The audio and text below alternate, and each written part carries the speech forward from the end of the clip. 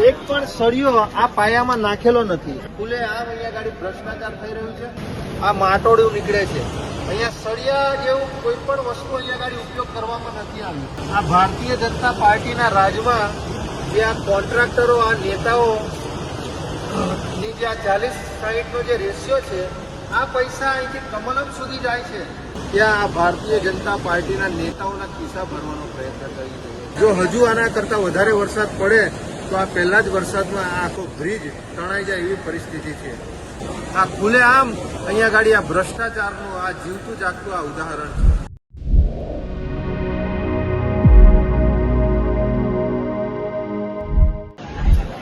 નર્મદા જિલ્લાના ગરુડેશ્વર તાલુકા અને statue of unity થી ફક્ત 4 થી 5 કિલોમીટરના અંતરે આવેલું આ ખડકદા ગામ ની જ્યારે આજે અમારી ટીમ દ્વારા તમામ આગેવાનો દ્વારા આજે મુલાકાત લીધી.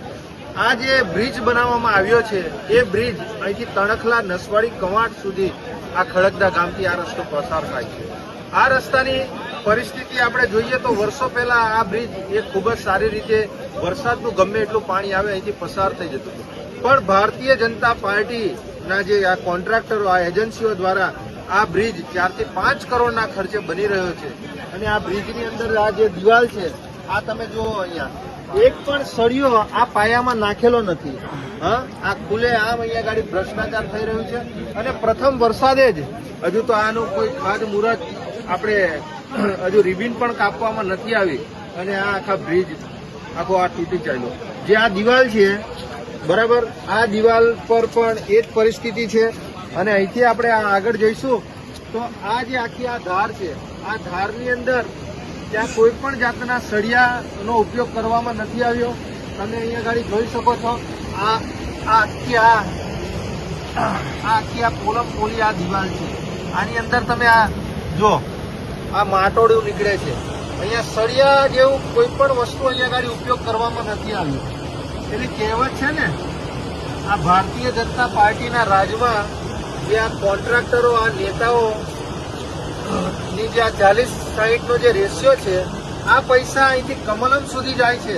જે ગાંધીનગરનું કમલમ હોય, નર્મદા જિલ્લાનું કમલમ હોય, ત્યાં આ ભારતીય જનતા પાર્ટીના નેતાઓના ખિસ્સા ભરવાનો પ્રયત્ન કરી રહ્યો છે. આજે અમારી સામે તમે પેલી બાજુ જોઈ શકો છો તો પેલા બધા ઘરોમાં પાણી જતું રહ્યું હતું. એ ઘણોનું જે ઘર વખરીનું સામાન છે એ પણ એ થઈ ગયું હતું. અને આ જ પરિસ્થિતિ જે અહીંયા ગાડી છે, અહીંયા ગાડી પણ આખા બ્રિજની જે નીચેનો જે આખો એ છે એ આખું ખુલી ગયેલું છે નીચે. એટલે જો હજુ આના કરતા વધારે વરસાદ પડે તો આ પહેલા જ વરસાદમાં આ આખો બ્રિજ તણાઈ જાય એવી પરિસ્થિતિ છે.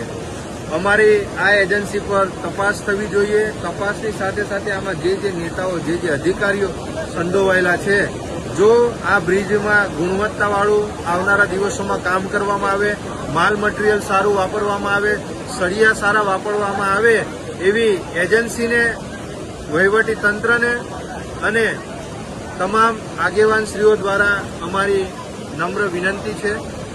બરાબર, આ અમારા વડીલશ્રીઓ, બધા ગ્રામજનો અહીંયા ગાડી ઉપસ્થિત થયા છે અને તે લોકોની રજૂઆત સાંભળીને અમે આ સ્થળની આજે મુલાકાત લીધી છે. આ ખુલે આમ અહીંયા ગાડી આ ભ્રષ્ટાચારનું આ જીવતું જાગતું આ ઉદાહરણ છે. નિરંજનભાઈ વસાવા, પ્રદેશ સંગઠન મંત્રી. જય હિન્દ, જય ભારત.